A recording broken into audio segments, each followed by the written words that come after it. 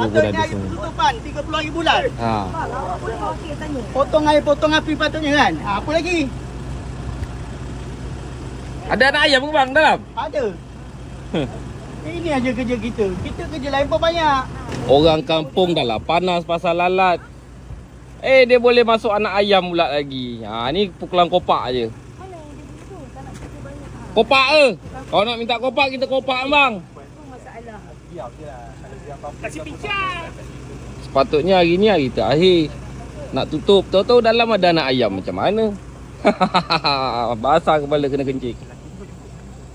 Aduh, pening ah. Kuala Selangor sekarang, jalan batu-bata. Tok Ketua pun ada Patutnya air semua. tutupan 30 hari bulan. Potong air, potong api patutnya kan. Apa lagi?